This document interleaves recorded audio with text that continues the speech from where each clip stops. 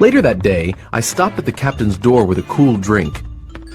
He seemed weak and excited at the same time. Jim, he said, I've been good to you, but now I'm low and alone. Bring me some rum, won't you, matey? The doctor... I began. He cursed the doctor. Doctors are all swabs, only fit to clean a ship, he said. What does the doctor know? I've been in places hot as a furnace, with mates fallen sick with yellow fever, and I lived on rum, I tell you. If I can't have some rum now, I'll die, and my death will be your fault, Jim. He cursed some more, and then began to plead.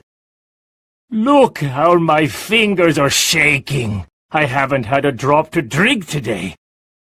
The doctor himself said 1 glass wouldn't hurt me. I'll give you a gold coin for a drink, Jim. He was growing far too excited and loud, and my father needed peace and quiet. And the doctor had said 1 drink wouldn't hurt. Finally, I said, I don't want your money. Accept what you owe my father. I'll get you 1 glass and no more. When I brought it, he seized it greedily and drank. Aye, he said. That's better.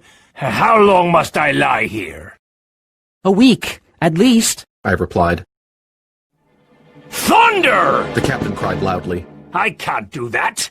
They'll find out where I am and give me the black spot. I must get away. He rose from the pillow with great difficulty, holding on to my shoulder with a grip that almost made me cry out. Then he paused, sat up in bed, and said, Help me up. But before I could, he fell back on his pillow. You saw that seafaring man today? Black Dog? I asked. Yes, Black Dog. He's bad, but there are worse men than him from old Flint's crew. They're after my sea chest boy, and if I can't get away... The old man coughed.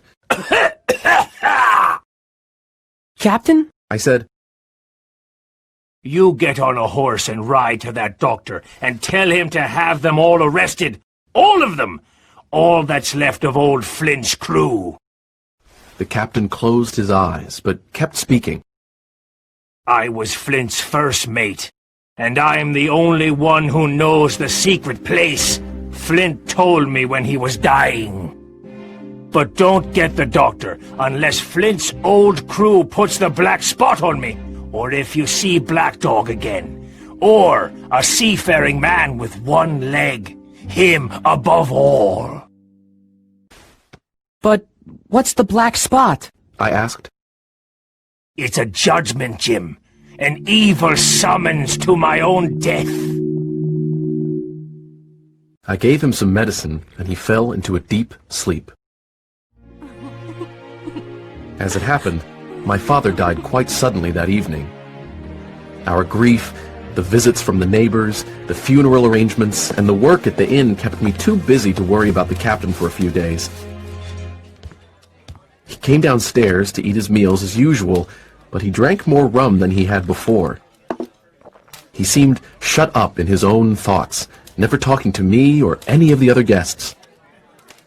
Then, one frosty afternoon, as I stood at the door, full of sad thoughts, I noticed a blind man outside.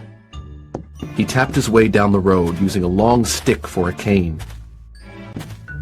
He wore a green cloth over his eyes and a huge, tattered sea cloak with a hood that made him appear deformed. I never saw a more dreadful-looking figure. He stopped and, addressing the air, said, Will any kind friend inform a poor blind man where he is? You are at the Admiral Benbow Inn, I said. I hear a young voice, he said. Will you give me your hand, my kind young friend, and lead me in? I held out my hand, and the horrible, soft-spoken, eyeless creature gripped me so hard it hurt. I struggled, but the blind man pulled me closer. Now, boy, he said, take me to the captain, or I'll break your arm. He gave my arm a wrench that made me cry out. Sir, I said. the captain is ill. March! He commanded. The blind man held me tight, and I never heard a voice more cruel, cold, and ugly. Lead me to him and say, a friend is here to see you, Bill, or else I'll do this.